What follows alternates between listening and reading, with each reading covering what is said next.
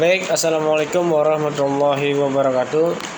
Saya Arnan Maulana. Di sini saya akan menjelaskan sedikit mengenai teori singkat, teori perkembangan dari Lawrence Kohlberg. Lawrence Kohlberg lahir pada tanggal 25 Oktober 1927 di Bronxville, US, dalam sebuah keluarga yang cukup mapan dan meninggal pada tanggal 19 Januari 1987. Sejak kecil, Lawrence sudah dididik untuk memiliki kepekaan moral kaum kelas atas tentang kebebasan individu, hak-hak pribadi, dan juga mengenai kapitalisme. Sejak masih bersekolah di pendidikan dasar, ia juga sering dihukum karena memberontak atas tindakan sekolah yang sewenang-wenang. Setelah ia lulus SMA di Phillips Academy Andover, Massachusetts, Lawrence Kohlberg memutuskan bergabung dengan US Merchant Marine dan melakukan perjalanan ke Eropa pada akhir Perang Dunia Kedua. Dalam perjalanan itulah ia kemudian menyaksikan dan mengalami perjumpaan dengan para korban kekejaman Nazi, yaitu kaum Yahudi. Perjumpaan ini menjadi begitu penting bagi pemikiran Kohlberg karena dari pengalaman inilah ia memiliki alasan moral untuk membangun identitasnya. Selanjutnya berguru pada Jean Piaget. Lawrence Kohlberg dalam mengembangkan gagasannya tentang teori perkembangan moral banyak membaca karya-karya Jean Piaget. Jean Piaget merupakan seorang filsuf, ilmuwan, dan psikolog perkembangan asal Swiss. Ia menjadi terkenal berkat penelitiannya tentang anak-anak dan teori perkembangan kognitifnya. Piaget juga merupakan bapak perintis teori konstruktivitas dalam perkembangan kognitif.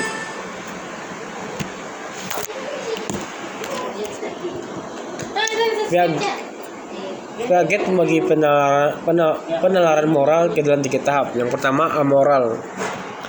Tahap amoral dialami oleh anak-anak yang baru lahir pada usia 2 tahun. Pada tahap ini, anak-anak belum memiliki pemahaman tentang moralitas dan aturan. Yang kedua, moralitas heteronom. Manusia dan moralitas digerakkan atas dasar rasa hormat atas otoritas atau aturan tertentu. Jadi moralitas yang mendasarinya adalah kekuasaan ataupun legalitas. Yang ketiga, moralitas otonom. Perspektif moralitas otonom perihal kesetaraan antara sesama manusia, sikap saling menghormati, dan penghargaan atas hakikat kemanusiaan sebagai dasar dalam berelasi. Manusia dalam moralitas otonom ini sudah meninggalkan mentalitas saat pada otoritas atau aturan sebagai satu-satunya kebenaran. Dengan nalarnya, manusia bisa mempertimbangkan apa yang baik dan benar bagi sosietasnya. Selanjutnya, perkawinan gagasan Piaget dan Durkheim dalam pemikiran Lawrence Kohlberg. Kohlberg menyadari bahwa gagasan Piaget begitu mempengaruhi cara berpikirnya tentang perkembangan kognitif moral.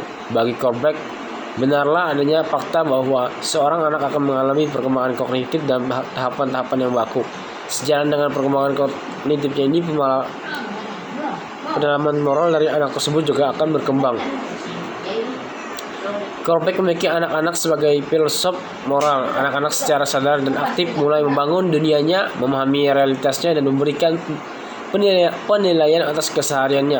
Mereka punya banyak cara untuk membuat sebuah penilaian moral, walau penilaian tersebut tidak diinterpretasikan oleh guru atau orang tua mereka sebelumnya. Tahap perkembangan moral. Lawrence Kohlberg dalam teorinya tentang perkembangan moral banyak terinspirasi dari pemikiran Jean Piaget. Menurut Kohlberg, manusia berkembang secara moral melalui 3 tahap yang sejalan dengan perkembangan kognitif manusia. Ia meyakini bahwa dengan semakin berkembangnya kognitif manusia, maka kemampuan manusia untuk memberikan penilaian moral yang baik juga akan berkembang.